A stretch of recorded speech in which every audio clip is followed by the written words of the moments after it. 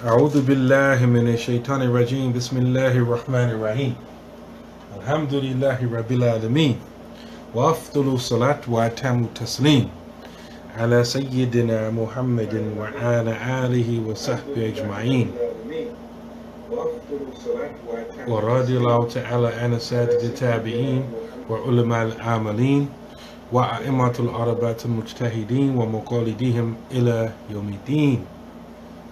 أما بعد, Assalamu alaikum wa rahmatullahi wa barakatuhu. Wa alaikum salam wa rahmatullahi wa barakatuh. You gotta get closer to me. No, I don't want to get close to you. Stay over there. Come closer to me.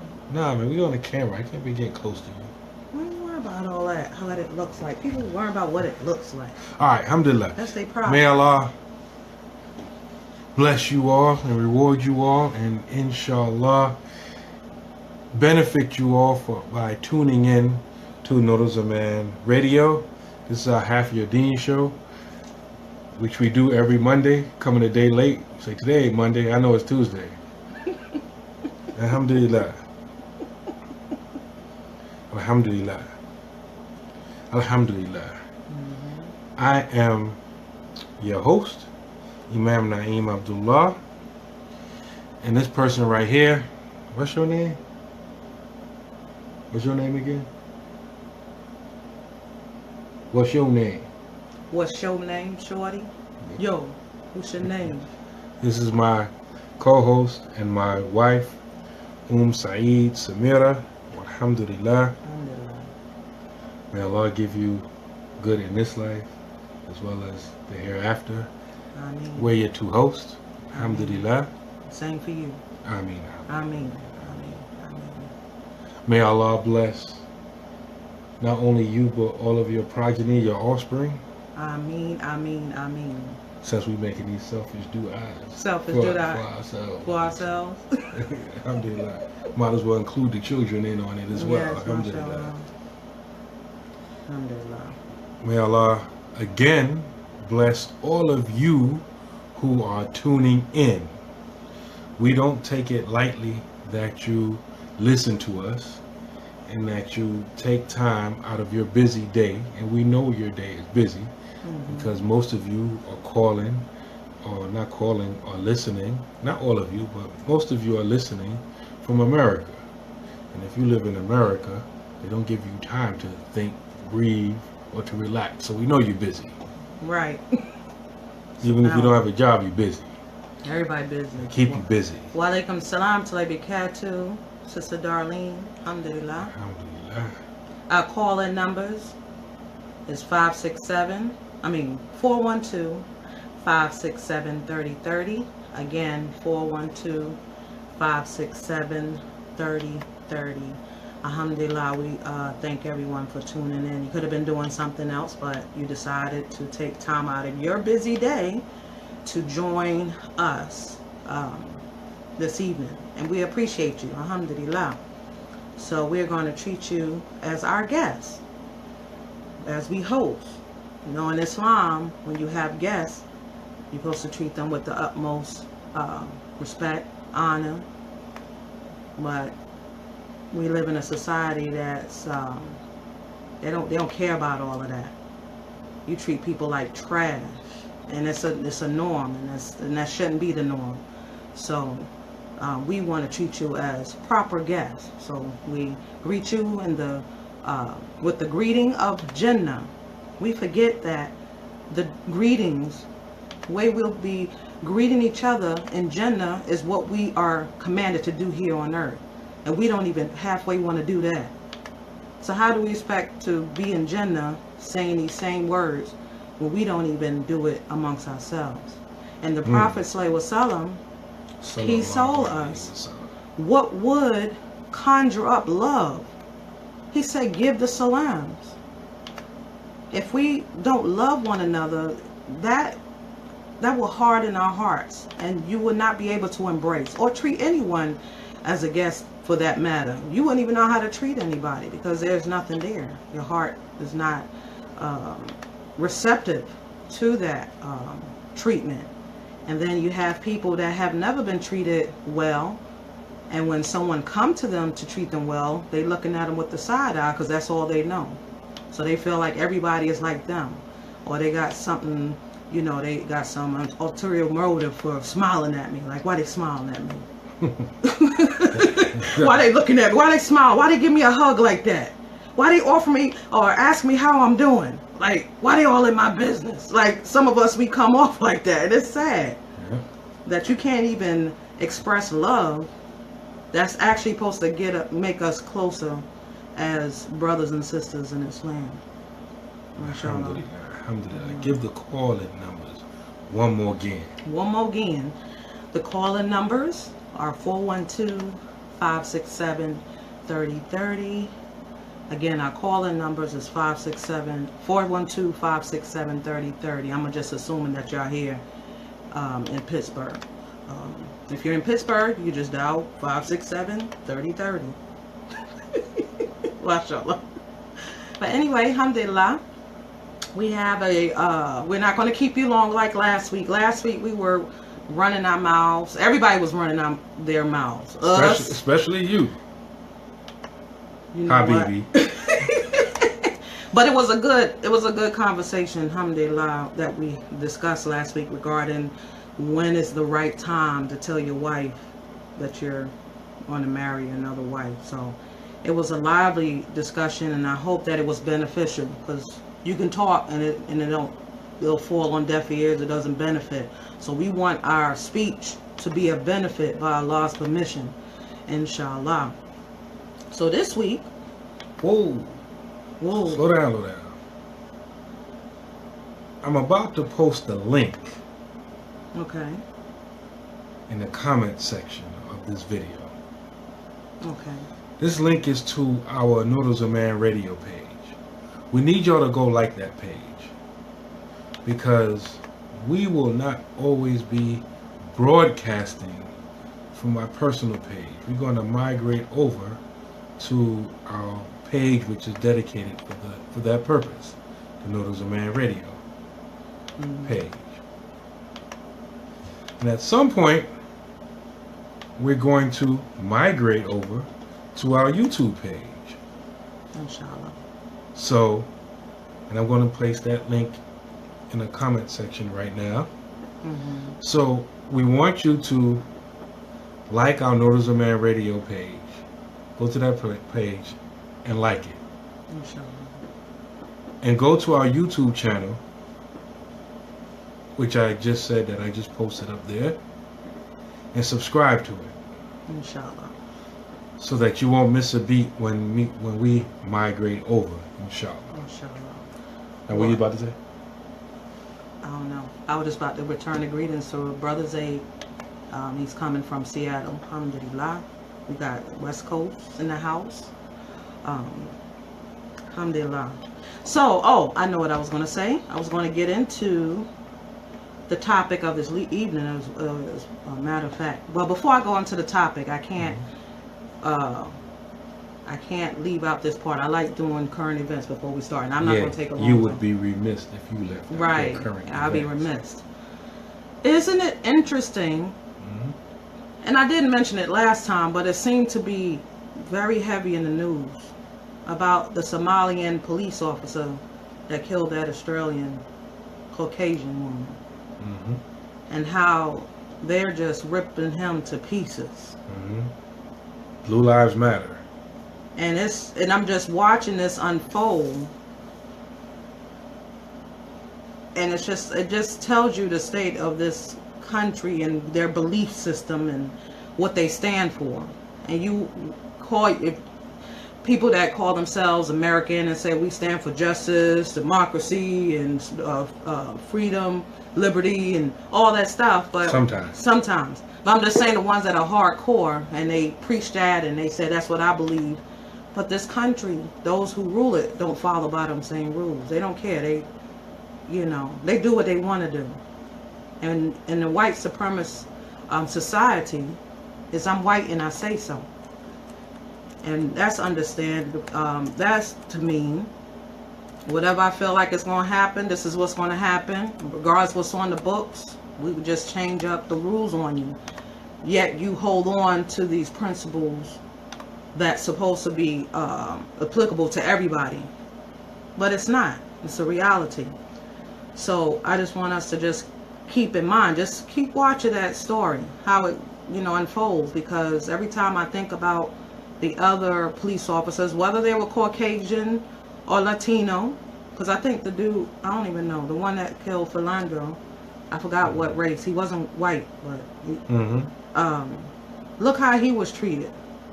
Look how they are treated. They get a slap on the wrist. They get to sit at their desk and get paid for killing. They don't have to sit at their desk no more. Right. They still be on, active duty. But the Somalian brother, and I don't know his name. Muhammad Noor. Muhammad, subhanAllah.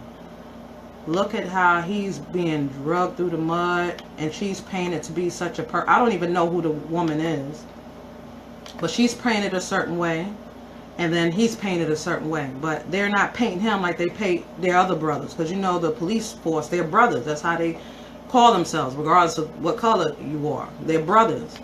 So where's his brothers? Do they got his back? They don't look like it to me. Yeah, the police chief in that city, she resigned. She resigned? Mm-hmm. She moved out of the way of the firing squad. She said she resigned. She's like, I ain't taking responsibility for this. You going down by yourself, Muhammad. Subhanallah. So, just keep watch of how this unfolds, because we're not going to get the same treatment. Being Muslim, you can be in certain sectors of jobs in certain sectors, and you're not going to be treated the same. But that doesn't stop you from doing what you're supposed to do. You're supposed to do a good job. Right. But just know the odds are against you, and don't think that you are that people are obligated to treat you the same way. No. We would be foolish to expect to get treated equally. Mm-hmm. Because the Prophet sallallahu alaihi wasallam, he came with adl, or justice. Mm-hmm. And he described Jahiliyyah, which this is what we're dealing with. Mm-hmm. He said, Aqamul had al fakir wa taraku ghani, that you establish the maximum punishment on the poor. Mm-hmm. And then you leave off, you excuse the rich. And so this is what we're dealing with here. You have an upper class, not the way we think, has very little to do with how much money's in your bank account, but you have an upper class, and then you have a permanent lower class. And some people in the middle, and those people in the middle try to get in the so-called upper class, and so they can benefit from the privilege. And so what we're seeing here, we should expect it. And when we are treated with some level of justice or fairness or whatever, we should look at it as a reprieve or a breather, a timeout. But that's not the norm. So let's just I don't even know what the story is. Do you know? I don't even think they released the story about exactly what happened yet. If they did, I haven't heard it. Yeah, if you've heard the story, like what actually happened, please post it in the comments. Because the story was vague about what happened, and it wasn't vague. They didn't tell it. Well, it was vague because I saw something that was saying how he shot his gun, allegedly, but not why and what was the circumstance. I know she had called the police, and then after that, it just get real gray. Like I don't know. So let's keep our eye out on that. It's funny. I was speaking to a sister here, and it's bad that you have this mindset that you can't depend on the police. You don't call them normally. You would call them for safety and something happened. Like, you can't even call them anymore because you're afraid you're going to get killed. Yeah.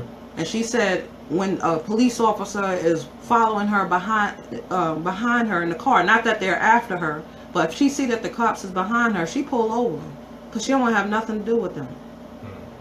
And it's sad that, you got to be vigilant. You got to be fearful of your life. Like, your life can be snuffed out at any time, and we hear over and over different stories about murder by police. But anyway, like I said, we're not going to keep you too long for this episode of the Half Your Dean Show. All right. And our topic, as you can see in the... Man, spit it out. Matter. I had to get my stuff up. Is marriage from the inside out. What you mean by that? Marriage from the inside out? Yeah. Well, just like the lyrics, I forgot this. The singer, what's his name? You listen to music? Anyway, the song it captures our situation. I don't know about anybody else, and I don't want to hear, oh, that's haram, whatever. Mashallah, that's not the point. The point is the lyrics. And the lyrics, it said, and y'all probably know what the song is. It says, what we have is much more than they can see. And he keeps repeating that over and over and over and over. Some of these people are young. They ain't gonna know what you're talking about. I know what you're talking about. What's the name? I don't know the name. I forget the name, but I remember but the melody. In the song, the melody, right? What we have is much more than they can see. And I love that because people look at couples, married couples, and they just try to figure out, like, how do y'all withstand the test of time? Like, right. Love Ballad, yes, mashallah. Right, Osborne, right, mashallah. Thank you, Brian. Thank you, Malik. And that, you know, I'll be listening to music.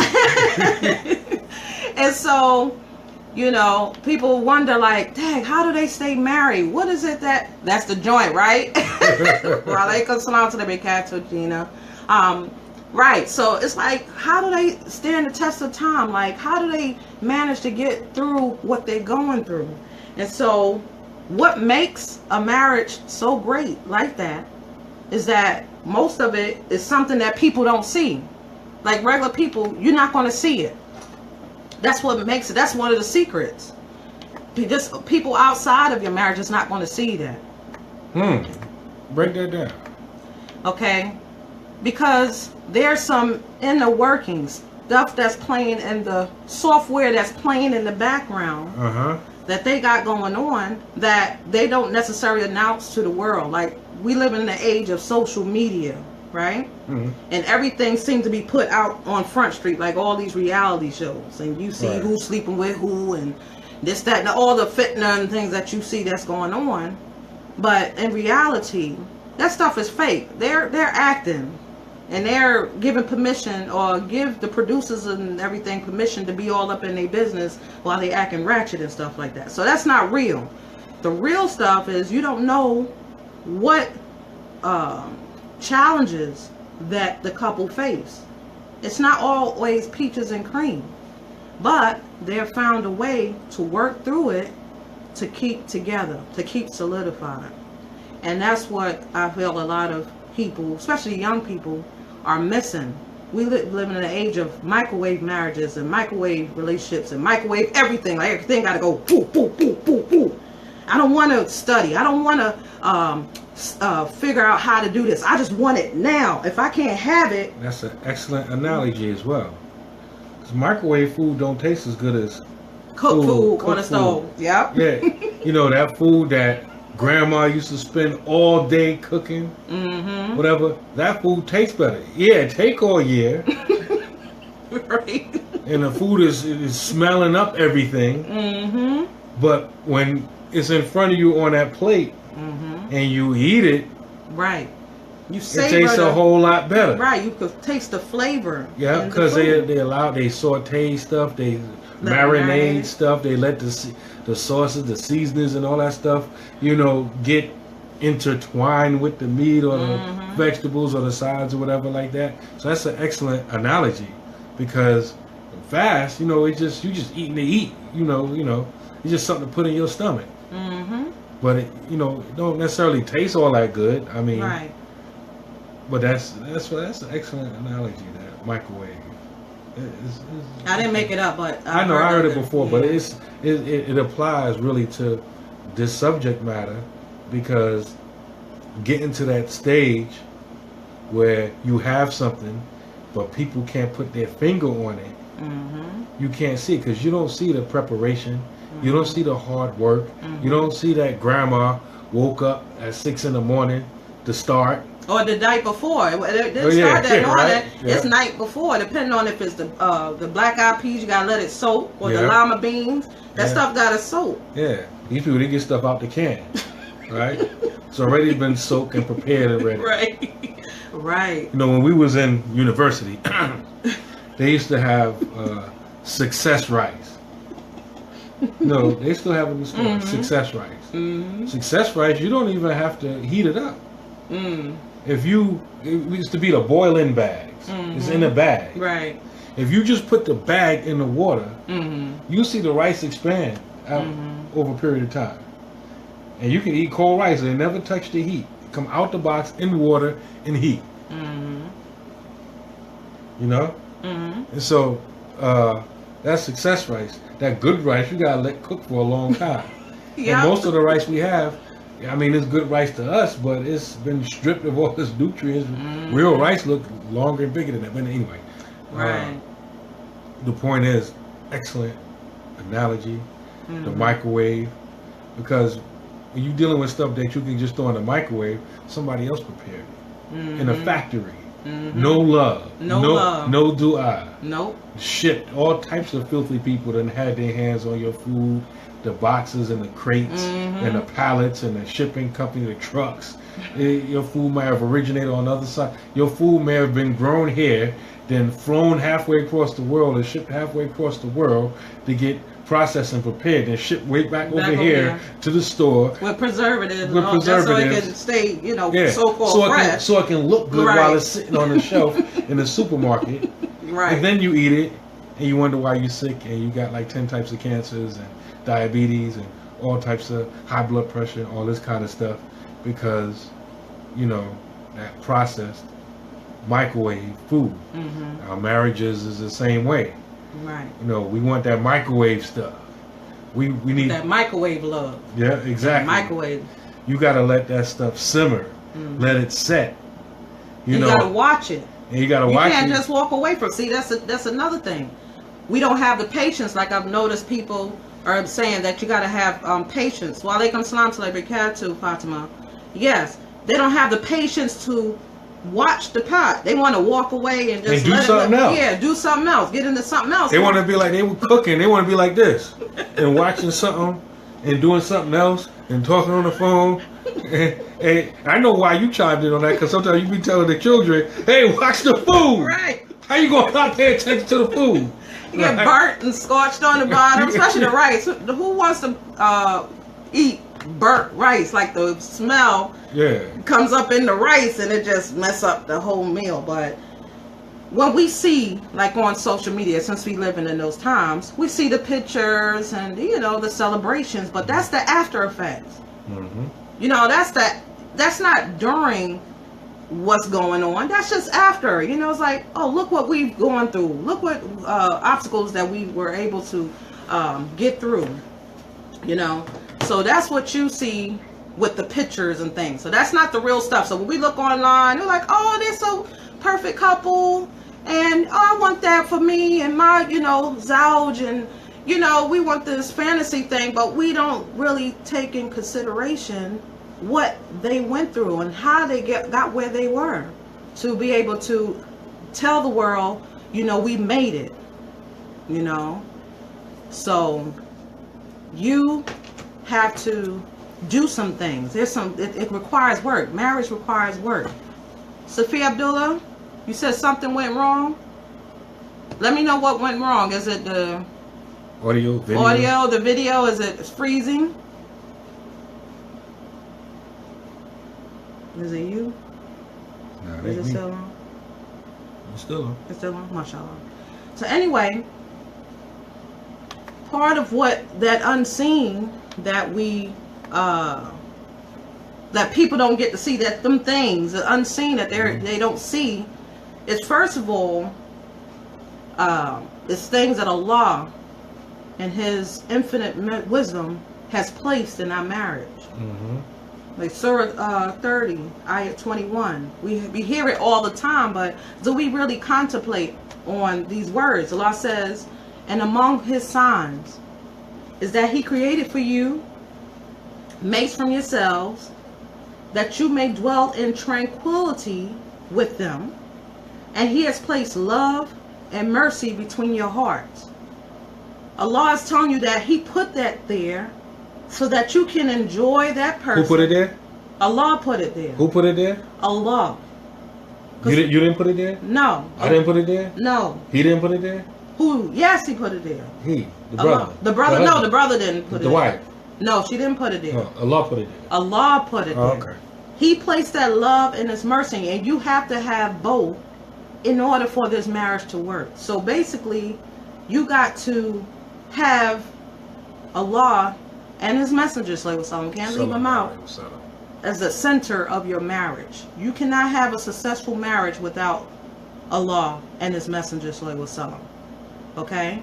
And with that, there are some things that we want to point out to you this evening that help you, okay? These are ways to have that successful marriage from the inside out. It's not about outside and, look at my zouch. No, it's more to it, because we got things that's going on. That's that microwave stuff. Mm-hmm. A lot of times brothers and sisters get married, and after a month or a week or 6 months or whatever, I just ain't feeling her. Right. I ain't feeling her. The infatuation done whoa. Yeah. Ooh, he's cute. Or she's beautiful. And it was like, after a while, like... That's that microwave stuff.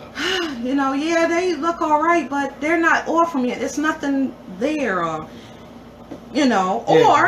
there's something inside you that you have not worked on. And you wondering that you going from brother to brother to brother to brother. Or you're the brother, wondering why you going through sister to sister to sister to sister. Because it's the microwave stuff.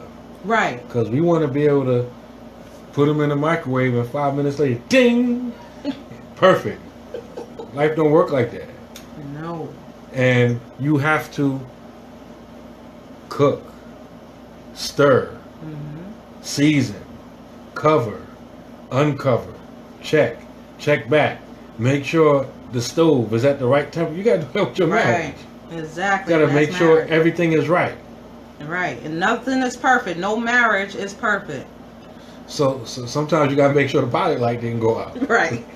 So there's 3 things that needs to happen, and this is just something that we put together. And this is not the like the ultimate solution to a perfect marriage. Stop right there.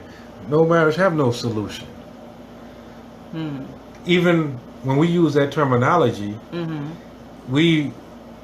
That also indicates that we have the microwave mentality. A solution is what you deal with, what you give to a problem. Right. You have a problem, fix it. Tire's flat, fix it.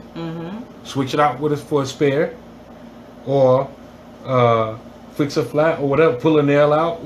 Patch it's a process. Right. That's problem fix. Problem solution. Life don't work like that. Human beings don't work like that. You have sickness and you have cures. Right. When you have sicknesses and cures, when you think like that, I don't care what it is. The most simplest sickness that has a known cure to it, soon as you take that medicine or get that cure, you don't just boom, gets you better. You have to let the medicine get into your body.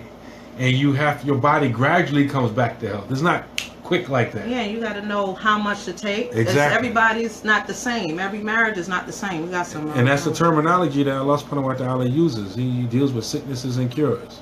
So somebody said, "Naam, so how to fix it?" We're going to get to it. So the foundation should be Allah and His Messenger for optimal. Exactly. You can't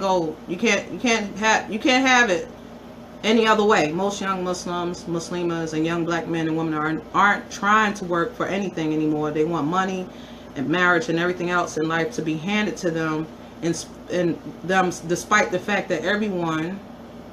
These comments are popping up real fast. I apologize.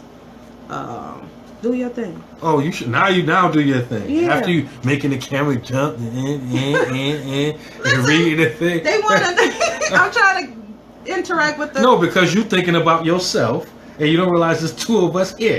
I gotta read it. That's what she does. See, that's my shortcoming. I gotta evaluate. So that's what we're gonna get into. I want to get to the comments first, and then I don't see it.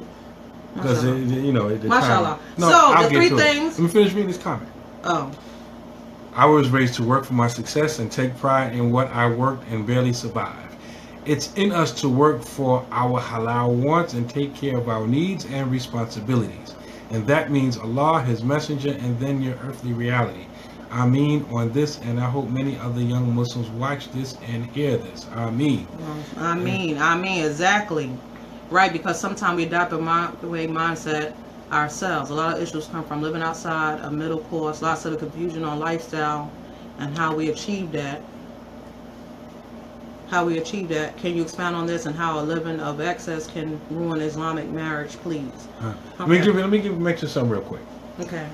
When I was in a Muslim country, one time, and I like to consider myself someone that, survive anywhere and all that kind of stuff. But I was in this country for a couple of weeks, and I got a fiending for some French fries and cheeseburgers. Right? Everybody that know me personally, they know this story. They heard it a whole bunch of times, right? And so I wasn't the only one that was fiending, right? So we brought some potatoes. We brought some ketchup. Ketchup didn't even taste right. And we got some oil. We cut the potatoes up. But we was rushing so much because we was fiending so bad that we cut the potatoes up. We dropped them in the oil. But common sense, we didn't let the oil heat up. And so we got the thing sitting there, or we looking at each other like, why is not frying, right? Man, can't even get French fries here, man. Right? We feed it, right? So one brother, he just gave up. I don't even want no French fries no more. I'm done. It's over with, right? I stuck around and figured it out. Duh, common sense. Even in America, you gotta let the oil heat up. Right. And so, fast behind. Yeah. You just wanted French fries because you wanted it. That's the point. That's the point of why I brought it up. You gotta let the oil heat up. You want a Khadija, but you're not a Muhammad. So it was some. You want an Aisha. You want all these things in our spouse. Exactly. And we don't do the work. Now there's a activity, exercise that we felt like would be helpful. I know with us, it's an ongoing activity and exercise. With marriage, it's ongoing. When you're working on it, you just don't say, okay, we done, all right, we got over that. It's ongoing. You got to keep up with it. Right. So the three exercises that you have to implement. One is the emptying out of those things that are preventing you from having a healthy marriage within yourself. Now we're looking at the individual. Normally we look at the other person like, well, he ain't doing X, Y, Z, and she ain't like doing X, Y, Z. You ain't doing X, Y, Z. You ain't even doing like ABC. To point fingers. Yeah, you. But to make this marriage a success or healthy, you got to look at you as the individual. I looked at myself already. I'm looking at you now. See, that's the problem. You ain't going to be married long thinking like that. And then after you have emptied out those things that don't belong there, that's going to be hazardous to your marriage, you got to adorn it with things that are praiseworthy, things that's going to attract you to the opposite sex, but get you closer to Allah subhanahu wa ta'ala. What you describe is what's called muhasabah. Like hasib is like a calculator. It's like the Arabic word for a calculator. Muhasabah is when you calculate, you tabulate yourself. You look yourself in the mirror, and like there were Sahaba who are known for doing this every day. They would look themselves in the mirror. Okay, I did that one sin. They were really like you have a business, how you keep the books. Right. At the end of the day, they would keep the books on themselves and be like, okay, I did that sin. I did that one good deed. Inshallah, I pray it was sincere. I did that good deed, but I might have been showing off a little bit about that. And so this is how the Sahaba were. And so they'd be like, okay, for all these sins and stuff like this I did, I need to do X amount of good deeds to counteract that. They were like, if you think about economics and balancing your books, that's the way they looked at the enoughs. Right. Well, okay, I did that. I looked at that brother. I listened to that song. That you mentioned at the Love radio Ballad, show. yeah. Right? I listened to that song. I looked at that booty. You hear how I didn't read. What you looking at booty I didn't for? read Quran. Why are you looking at booty? We say you. Sisters be looking at booty too. No, I don't look at booty. I ain't say you. I said sisters. Okay. These are the last days. 2017. They may be looking at more booty than the brothers. Anyway, they're a mess. So you tabulate all these sins that you done did, and it's good it's good. In other words, it's bad. We good at doing that to other people. That brothers did that. No, but we don't never do that to ourselves. Right. And because we don't do that to ourselves, we're not looking at ourselves. That's part of the problem. And we're not looking at what negativity we're bringing into the marriage. Exactly, because it may not be him, it's you. Yeah. SubhanAllah. So we have to keep a close eye on, like you're saying, like the Sahabas, may Allah be pleased with them, they tabulated their deeds. Now, for us, I know for me, I could just say my whole day was just jacked up. I need Allah, please forgive me. That's because we always doing something. But we got to assess ourselves closely, like daily, because we forget ourselves that we're the one that contribute to the problem. And if we keep doing that, that'll help us to eradicate it. Right. If you don't acknowledge it and know that it's there, how are you going to do something about it? Right. And one of the top things that keeps us, that puts a barrier between us and our spouse, and us and Allah subhanahu wa ta'ala, and not getting benefit from the Prophet sallallahu alaihi wasallam, is arrogance, conceit, right, preoccupation of ourselves. We just worry about me, nafsi. What I ain't getting. I got too much stuff to do. I don't have time to deal with your emotional needs. That's how we are with one another.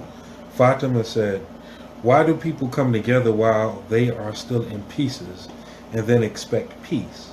Taking time to become the best version of yourself possible before joining with someone else is therapeutically critical in efforts to truly experience the sincere love and tranquility promised to us from Allah subhanahu wa ta'ala." Great point, Shukran. Alhamdulillah. And that's you have that, a lot of broken people, and they feel like if I get in this situation, it's going to fix me. I'm going to be able to mask it. This is going to help me. And we find that we go through the same cycle with each marriage. It's the same thing. Like, so what happened with that marriage? Well, whatever it is, it's the same story. Yeah. It never changes. It's like you're doing the same thing and expecting change. It's like insane. But again, I understand her point, but I think we need to get used to using Quranically consistent language. Okay. What do you mean? Broken pieces. When something's broke, you just put it together, fix it, glue it. Humans don't work like that. Okay. We're sick. Sick. Okay, we're sick. And then you have to cure us. Okay. When you think in terms of sick and cure, you know that it's not an overnight thing. It's a process. Okay. Like Usher's sick. Everybody talking about Usher, right? And everybody clowning Usher. All these memes floating around with Usher, Bill Cosby, R. Kelly, who was somebody else. I forgot the other one. Yeah, but all these people got scandals and all that kind of stuff. But I mentioned sick Usher, and people making fun of him or whatever, and people that they know who he's been with, right? And say, "Oh, well, maybe she has it too," and all that kind of stuff, right? There's cure for that stuff. How do we know? How do we know there's cure for that? Because Allah says. Because Allah says what? He have not sent a disease except with this cure. So Allah said that. What the Prophet. The Prophet Muhammad sallallahu alaihi Prophet wasallam. said. La anzalallahu Right. da'a illa anzalallahu shifa'a.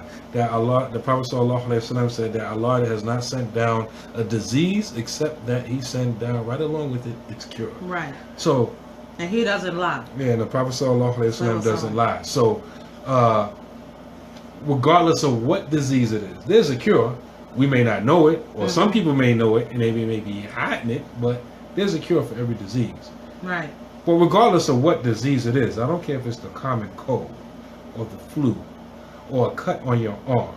If you get a cut on your arm, right, you're not going to put some ointment on it, and it's going to be like, I don't know, like the Terminator, one of these movies, the skin, right away, right. I'm broke and it fixed. Right. No, it don't work like that. Your skin has to heal. And Allah subhanahu wa ta'ala, His Messenger sallallahu alayhi wasallam, and all of our scholars have always used this terminology, regardless if you're talking about the body, or you're talking about the soul, or you're talking about relationships, or you talk whatever. Sickness, cure. Yeah, right. The Black Avengers. Yep. SubhanAllah. Yeah. So, go ahead. Go ahead. No, go ahead. Now, I was mentioning the conceit and the preoccupation of oneself. Right. Like when you have that conceit, that pride, that ujub. Nobody can't tell you anything. Your wife can't give you advice, give you nasiha. Right. And she could come as humble. It's like, who are you? Right. You know? Or vice versa. The husband try to give nasiha to the wife. It's like, who are you? Right. That's something that you got to get rid of, because you can't receive anything. And if you're not able to receive anything, how do you expect a healing? Like we're talking about sicknesses, right? Right.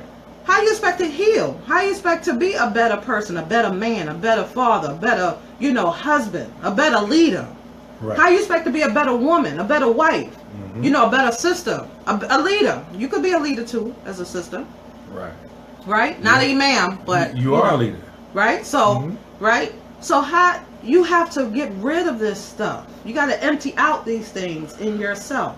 That's why, the scholars use this type of language. Like you said, tahliyah, the emptying out, and the tahliyah, the adornment, decoration.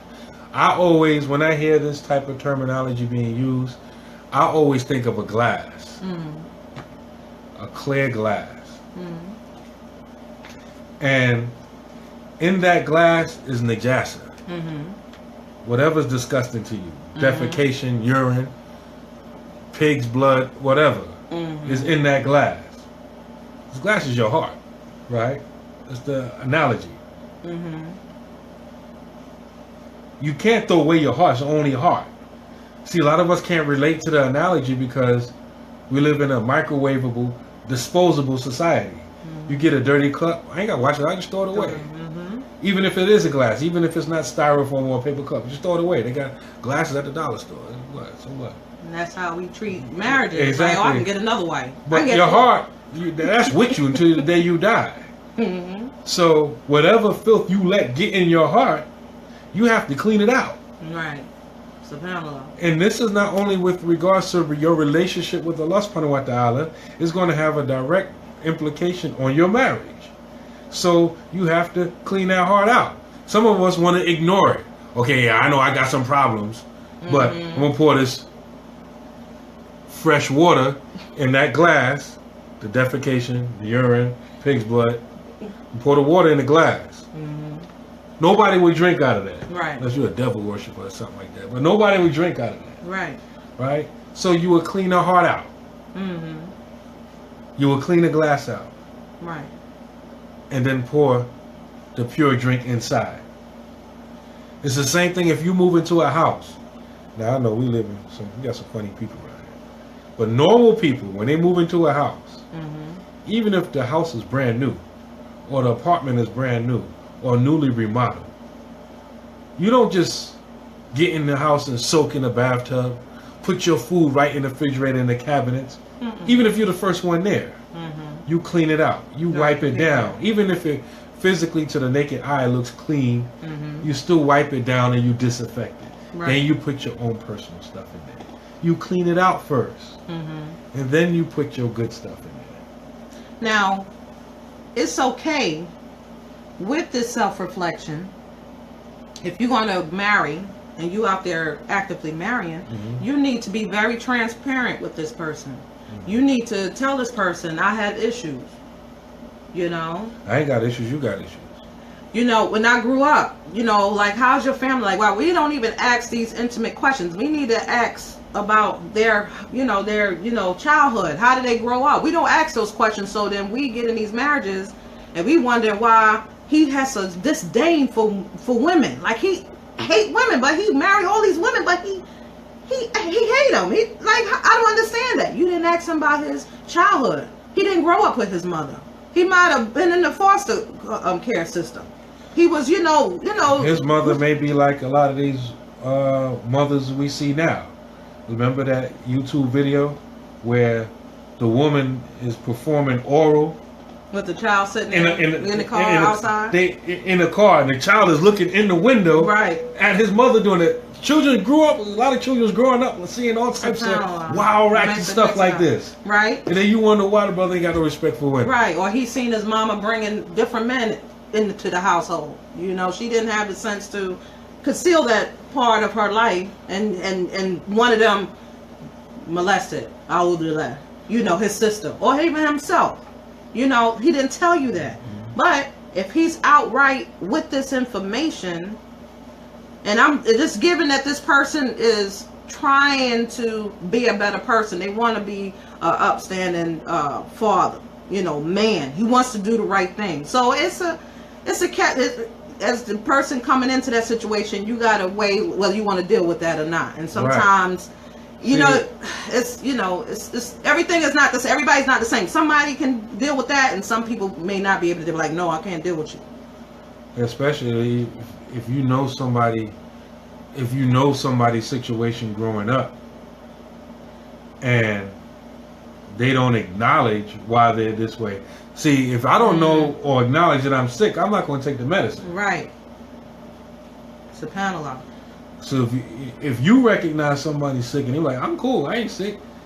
It's 20 below, he's sweating, eyes all red, looking all emaciated, skin discolored. Now I feel good, I'm all right. You see it, but he himself don't see it. Get away from him. He might pass that stuff on to you. SubhanAllah. So he can't give what he has not been receiving. Okay? So you can't give what you yourself can't, don't possess. But one who doesn't have something can't give it. And what about those insecure people? You have people that are insecure and they get into these marriages and they're just like, looking at everything. They don't have confidence in themselves. They don't have confidence in their husband. They don't have confidence that things going to work out. And it's like, you have to know you. You got to be comfortable with you. You got to love yourself. You got to have the mindset that this is my marriage. I'm going to make it work. This is how it's going to be. And I'm just going to try to stay within the guidelines and the boundaries that Allah and His Messenger has set in regards to this marriage. But if you have not emptied that out and come to terms that this insecurity is creating a barrier between you and your husband, it's going to hurt you, down the line. You're not going to be able to trust him because you're so insecure.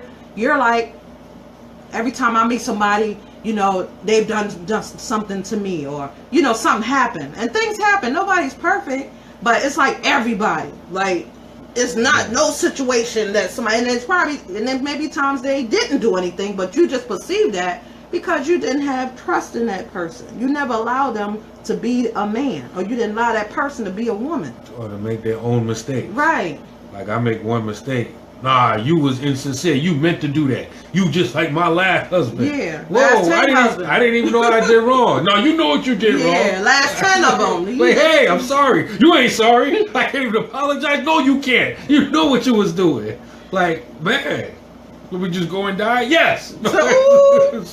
So once you recognize these illnesses, and this is just a couple that I wanted to bring out because, a lot of us, I'm just saying us in general, nobody particular, have these egos we know we're just inflated about ourselves and what we can offer, and that's No, exactly you the same inflated thing. about yourself. I'm all that. You know what? Anyway, and you have to rid this stuff. It has no place. Not even you would not go to Jannah with this pride. You can't have a mustard seed of pride. If that's going to prevent you from the Jannah, what can you imagine it in a marriage? It's not going to work. Mm-hmm. You're setting yourself for failure.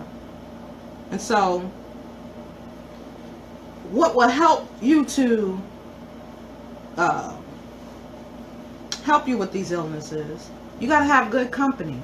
You got to have somebody in your ear. Nah, I want people that's just going to tell me what I want to hear. No, you got to have good company. You got to keep good company. Your companions. Brother knows I ain't taking care of my children. I want him to say, I'm sure you got an excuse for not taking care of your children. I'm riding with you, bro.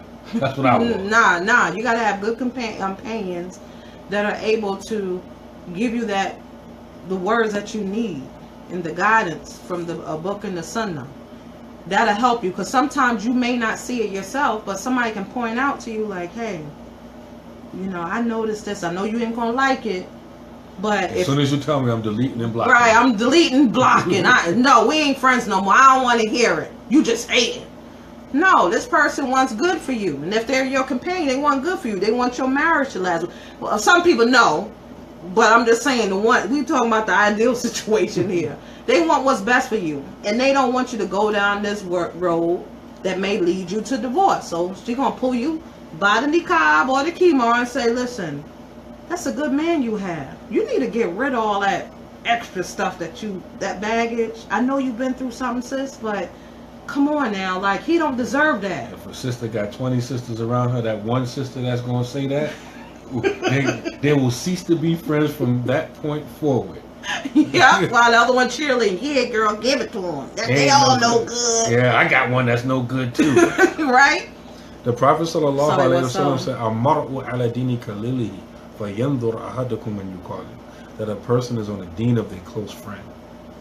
So beware of who you take as your close friend. MashaAllah. So step 2, you've emptied, and it's like I said, this is an ongoing process. You do it one time. It may creep up in you again, because we're creatures of habit. So we constantly on ourselves. But at the same time, once we rid it, we want to replace it with the praiseworthy qualities.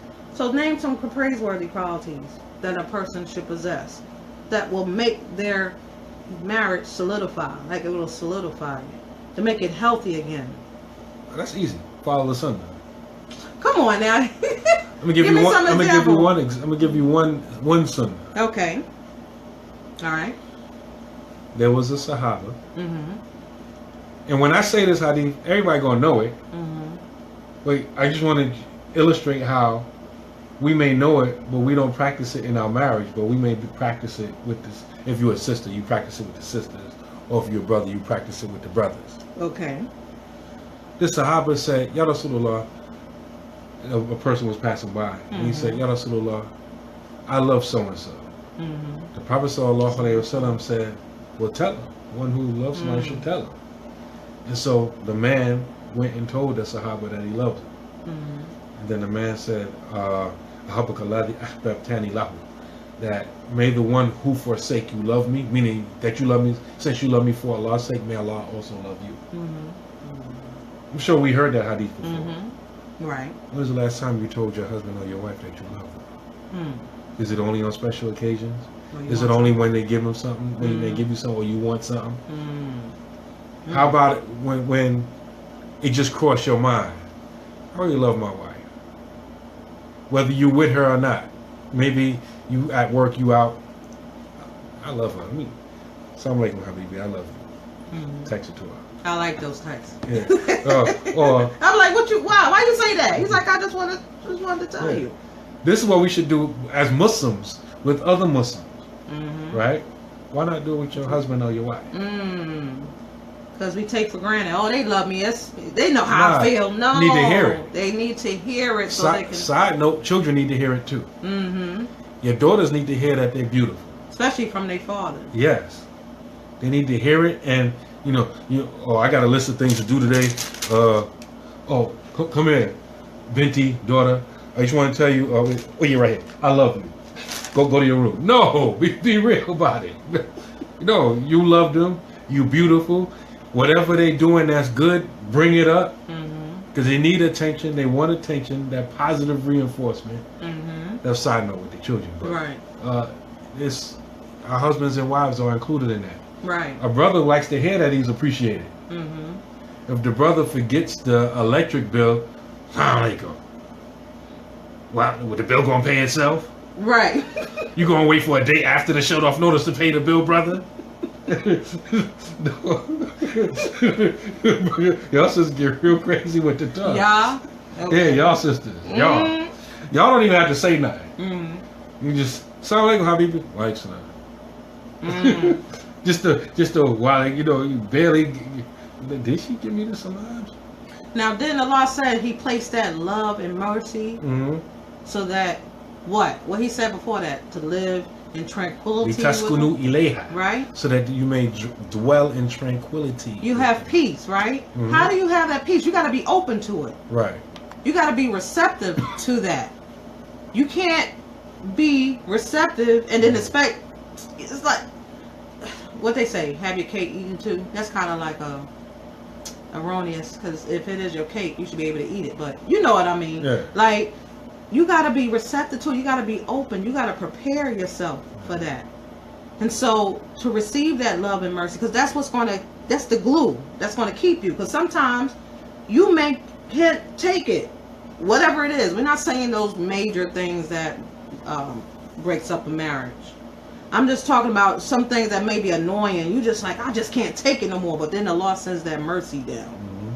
Allah sends that love in your heart. You may not feel attracted to the person anymore. You just feel like I'm through, working on this. No, that's that love and that mercy. And it may be from the response of the du'as, because you should be in dhikr, constant dhikr to Allah in your marriage, about your marriage. Right. How often do we do that? How often do we pray for our downfall for our marriage? I remember several years ago, SubhanAllah, a sister got married to a brother, and I don't even think there was a whole month into the marriage. But the sister got around some other sisters and said, yeah, if it don't work out between me and my husband, I'm gonna go after, I'm trying to marry brother such and such. What? She was already lining it up. What? Yeah. This sister actually chased this brother down for a minute too. So she was already in her mind, if it don't work out. Yeah, she had the next brother that she was going to She had him lined up. I would have learned. Like, you're not even giving your whole self. So see, she's not being receptive to that love and mercy. Right. That Allah says He will place in there to make it work out so that y'all can live in tranquility. See how we sabotage ourselves? Because we looking at, and she probably was already looking at the other brother and just say, well, I'm just going to marry him. In the meantime, I'll get what I want. Right. And then, in the meantime, I'm going to hook up with him if this don't work out. I'm not even going to work it. Like, you already, sabotaging your situation. Like, we got to stop that. Like, stop the foolishness and stop fooling the other person. It's you. That's the microwave. As soon as I heat up these cheeseburgers, as soon as I take that out of the microwave, I'm going to heat up the french fries. They don't even be the same. Yeah. It be all dry. Yeah. It's not fresh, And when you do that, you deprive yourself of that blessing that Allah has bestowed on us. Right. That mercy. Wa alaikum salam wa rahmatullahi wa barakatuh. Wa alaikum salam. Ya Satuma. Alhamdulillah. MashaAllah. Got Gambia in the building. Alhamdulillah. So. Gambia Mawjood Satuma. Alhamdulillah. Gambia fil bayt. Alhamdulillah. So, with that being in line, with that being in mind, look at ourselves, do a self-reflection. And this is with anything, it ain't even just marriage, any kind of relationship that you have. We got to fix us in the process. We got to look at us first and stop pointing these fingers and stop blaming the other person that's doing harm or causing the fitna or causing the breakup, when it's actually you. And if you gotta be open to it. You gotta be open to criticism. You gotta criticize Mama, I mean, you say it yourself. tastes like rubber. Tastes like rubber, yeah. Yeah. Rubber fries. Right, rubber fries, you know? And then when you have the burger, got the lettuce in there and stuff, or you trying to heat hot that lettuce, up. I don't like that. You know, it's not the same. It's not fresh. So hot tomatoes. yeah, so stop having this microwave. We live in a time period of the microwave love. We want it. Just because we put our eyes set on something, that's what I want, that's what I'm gonna get, and don't put no effort in it. And we just no time. Because Allah may not put that muwadda wa rahma right away. Mm-hmm. You think because you got married, oh, that was infatuation. You know, a lot of us, we just trying to get it in. You know, I've been single for a whole 2 weeks. I need to get my stuff. You know, alhamdulillah, let's get married. We're going to get tested. Test for what? You know, we don't test, we just get married, right? So, you know, just jump right in. And after the marriage and you released, that was like, why am I here? Like, right? That all that what you felt, you thought, you know, a lot of times we fool ourselves. Like, you know, mashallah, I felt like Allah put the muwadda and the rahmah in us before we got married, mashallah. No. Was shaitan. The love and the mercy. No, that was shaitan. Allah put it there already, even before the nikah. SubhanAllah. You know, SubhanAllah. We need organic love, yes, organic. We need that real stuff, down to earth stuff. And we don't understand that in Western society. And I'm saying Western, I don't even like that terminology, but I can't think of nothing else right now. Mm-hmm. But this modern Western society, when we look at traditional societies, regardless of where it is, in Asia somewhere or in Africa or where people are living traditionally, mm-hmm. and we, not we, but you know, people here, mm-hmm. they look at them funny, like, how could you marry somebody you don't love? Mm-hmm. Like, their parents arranged that, or they don't even, you know, their families hooked it up, and, you know, how? I couldn't do that. That's right, you can't do it. That's why you're not happily married now. Mm-hmm. The same people you look down on, a period of time go by, and either they get, divorce happens in all cultures, but you see a lot of those cultures, they grow old together, they learn to love each other. Mm-hmm. Allah puts that there. Well, ja'alna mawadda wa rahma. Allah puts it there. It's not something that you necessarily have control of. At some point, Allah will put it there. Right. Mm-hmm. It may not be right away, but it'll be there if you're willing to be patient. And as long as you love Allah and His messengers, like wasallam, you know that person is deening. That should be enough. This is outside of the things that supposed to be taken care of by the husband. Mm-hmm. You know, the financial. We talk outside of that. Because anybody can pay bills and all that stuff, but there's no love there. Because there's a lot of people that have money that's not happy. They don't have loved ones. Right. Because they don't trust anybody. Because everybody just after their money. They don't know who's real and who's fake. Just like, you know, when you said that, what came to my mind is Michael Jackson. Mm-hmm. I don't know, but I suspect he died as a Muslim. Mm-hmm. My suspicion is that time period when they delayed the funeral, I believe they was performing a janazah. Mm-hmm. You know, that's suspected. I could be way off, whatever. Mm-hmm. But even when you look at his situation and why he died mysteriously and had doctors prescribing stuff for him, all that money he had, and you know, he couldn't sleep. Mm-hmm. You know, he's going, and we can just list people who are famous, who got money, and a lot of people we want to be famous. I mean, think about it. A lot of us want to be famous. Mm-hmm. Like, there's a sister, I don't know her, but she's my friend on Facebook. I don't know why Allah shows it to me. She just stands out to me. Mm-hmm. I don't click on her page or nothing. I go down the news feed. She would post the most outrageous stuff. Mm. Like, lewd stuff. And when you look at her, you read her face, you be like, she look like a decent sister, that's on her deen, whatever. But her post be some like wild, outlandish things. And I'm going to assume that she's not really about that. Mm-hmm. But why is she posting that? Is outlandish stuff. Mm-hmm. She wants attention. Mm-hmm. She wants you to click like. Mm-hmm. Sisters, but brothers, how would y'all feel if us sisters get married, more than one brother? Let's talk about it. Mm-hmm. We just want comments and likes. Right. Why would you even? A lot of people don't recognize. Mm-hmm. I'm digressing a little bit. Yeah, you are. When something is haram, to have it in your heart is also haram.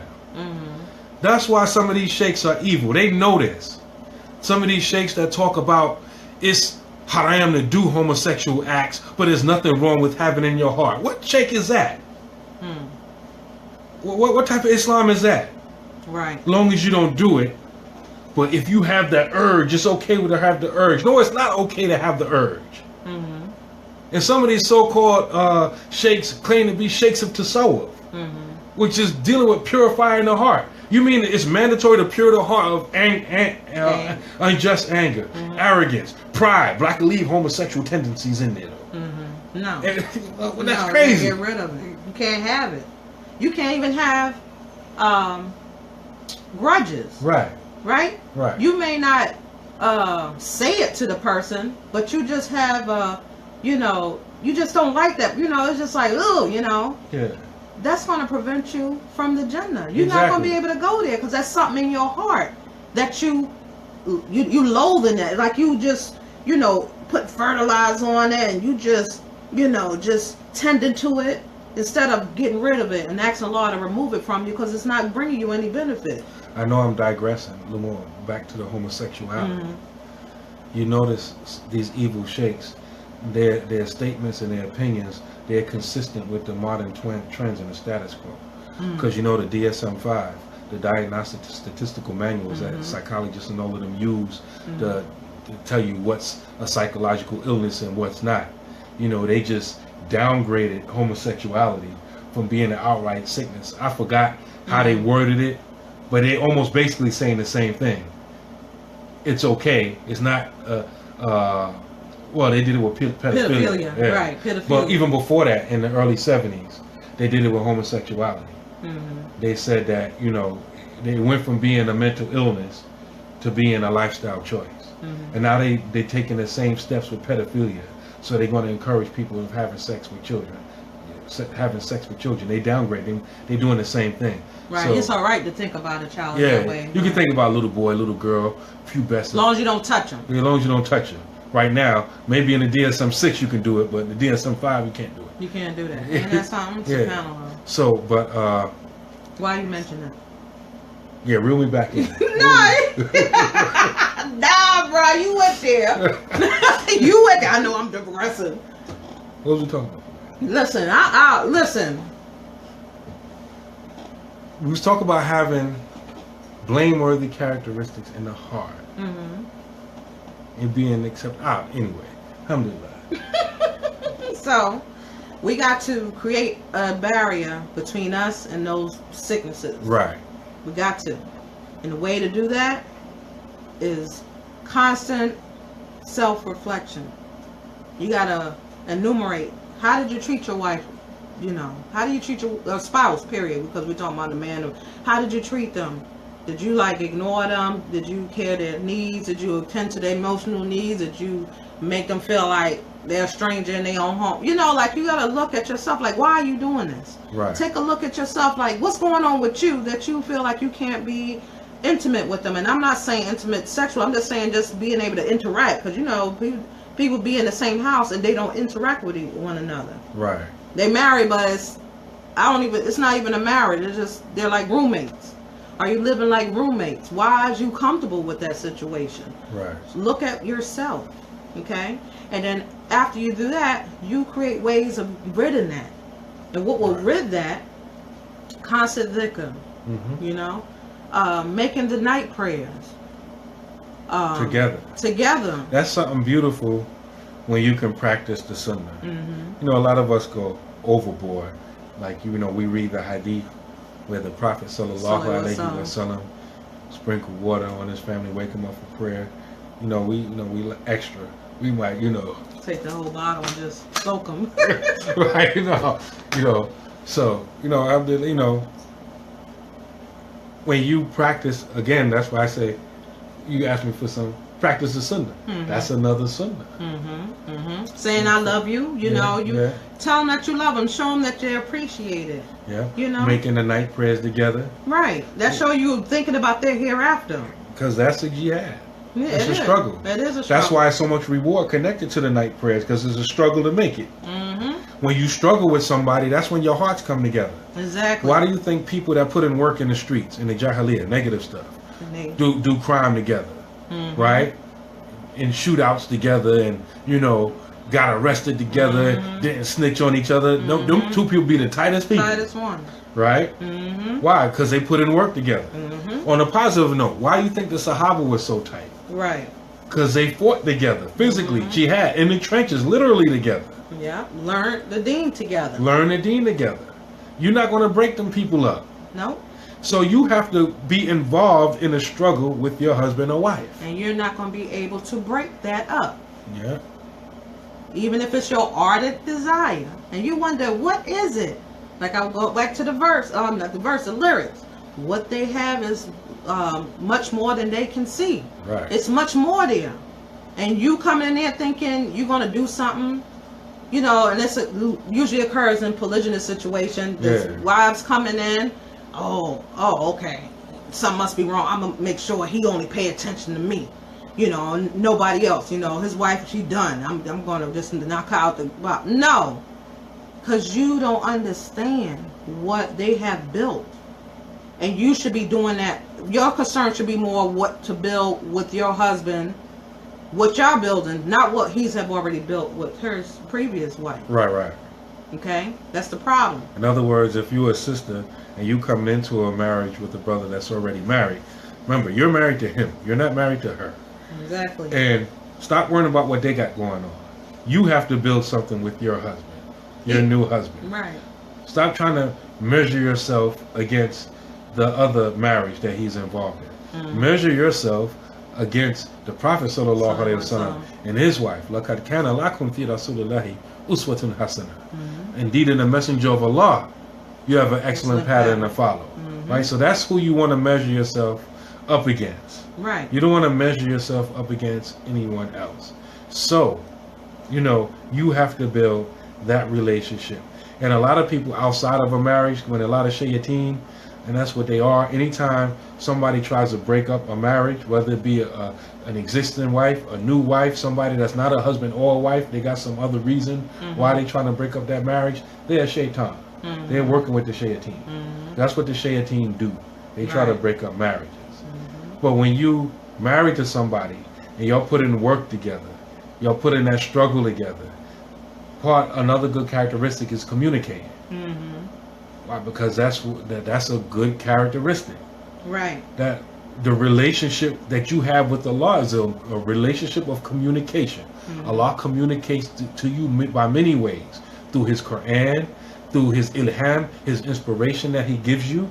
You communicate to Him through your dua, through your salat.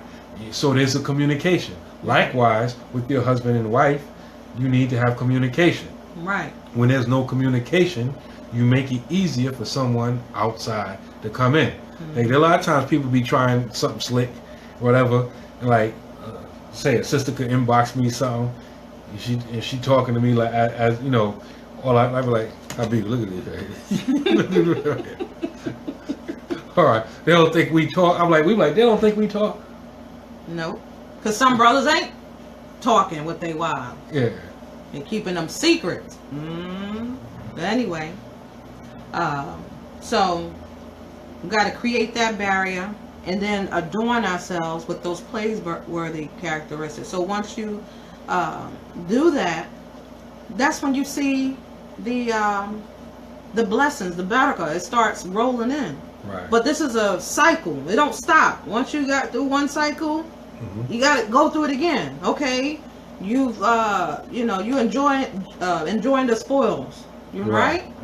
But you got to go back to looking at yourself, making sure it's constant. It's an ongoing process, right? It's continuing, and once you stop, that's when you asking for trouble. That's when your marriage starts weakening, and people can recognize those weaknesses. You think it's all good, but there's like cracks in it.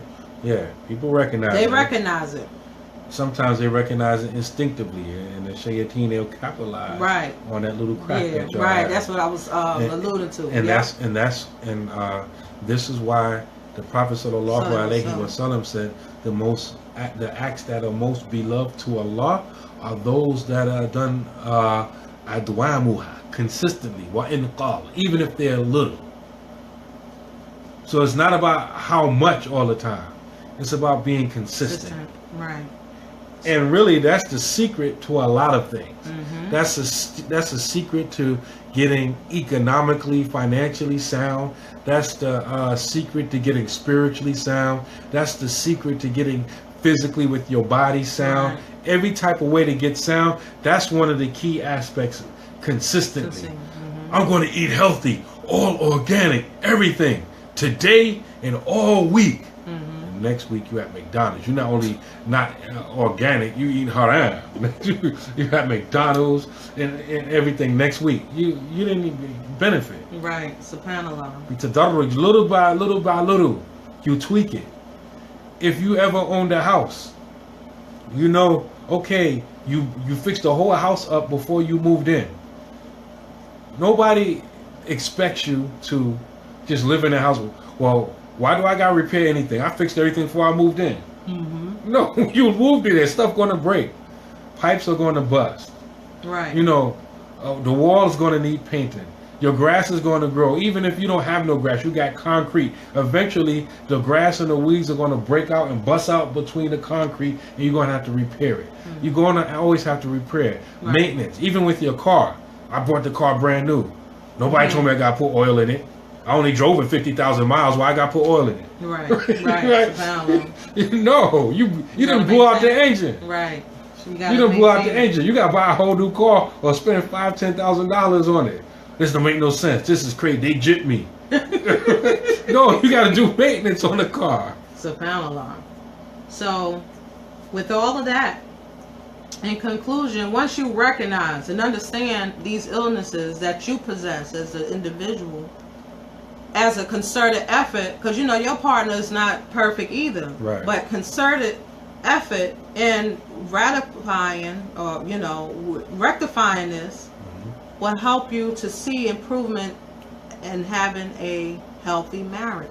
Yeah, we got to wind down because I know on the East Coast they about making Maghrib now, and we about to make it in a few minutes. Inshallah. So may Allah give us tawfiq. In this endeavor. So with that being said, we thank everyone for tuning in and chiming in, and we pray that it was a benefit to you. I know it was a benefit to me and us as a reminder. Yeah, it's definitely beneficial for me. Reminders are reminders. Definitely reminders. Benefits to believers. Benefits to believers, inshallah. So with that being said, we will be back next week, Monday, inshallah. And don't forget to check out those links in the beginning of the show.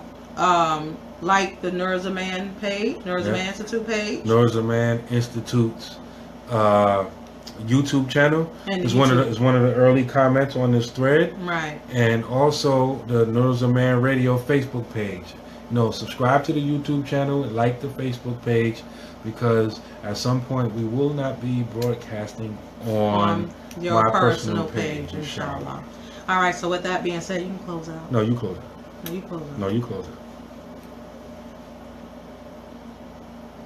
You go sit. With that being said, subhanaka Allahumma wa bihamdika ashhadu an la ilaha anta astaghfiruka wa atubu ilayk. والعصر إن الإنسان لفي خسر إلا الذين آمنوا وعملوا الصالحات وتواصوا بالحق وتواصوا بالصبر.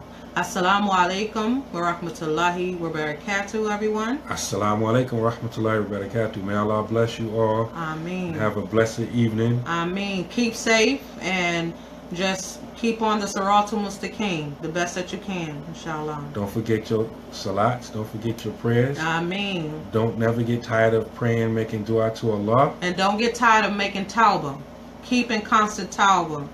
That's our rectification because of our imperfectness. Ameen. Ameen.